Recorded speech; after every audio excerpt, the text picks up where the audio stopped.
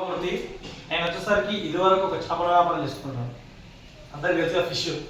ఆ వ్యాపారం చేసుకుంటా కూడా పార్ట్ టైంగా ఈ బిజినెస్ అయితే జరుగుతుంది. ఫస్ట్ స్టార్టింగ్ పార్ట్ టైంగా తీసుకున్న నిర్ణయం నన్ను ఫుల్ టైంకు దారి తీసింది. ఎందుకు ఫుల్ టైం దారి తీసింది అంటే చెప్తున్నానండి, నేను జాయిన్ అయిన ఫస్ట్ మంతే, ఎగ్జాక్ట్లీ నేను జాయిన్ అయిన ఫస్ట్ మంతే 9 పేమెంట్లు కంపెనీ డిడక్షన్ చేసి కూడా 1,90,000 రూపాయల ఆదాయం తీసుకున్నాను.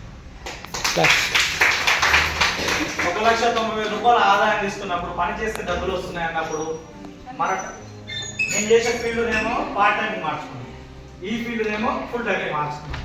ఎందుకు? అక్కడ నేను ఒక్కరిని కష్టపడుతూ నాతో పాటు 2-3 కష్టపడుతూ కూడా నెల రోజులు కష్టం చేస్తే కూడా ఎవరు వాళ్ళకి రూపాయలమైన ఆదాయం వచ్చేది. కానీ ఎవరు వాళ్ళకి చంద చూసుకుంటే ఇంట్లో 10,000-20,000 కూడా ఉంటుంది.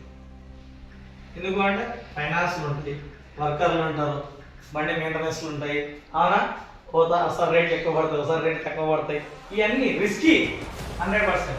నాకు అర్థమైన విషయం నేను ఎందుకు ఈ మార్కెటింగ్కి వచ్చినా అంటే, ఇందాక ఏదో మాట్లాడినది ఇప్పుడైనా అదే మాట్లాడుతున్నా. నేనున్నా లేకున్నా నా ఇంటికి ఆదాయం పోవాలి అనే ఉద్దేశంతో వచ్చిన. నేను ఎంచుకున్న నా సొంత వ్యాపారంలో నేను లేకపోతే నా వ్యాపారం నడవాలని తెలుసు.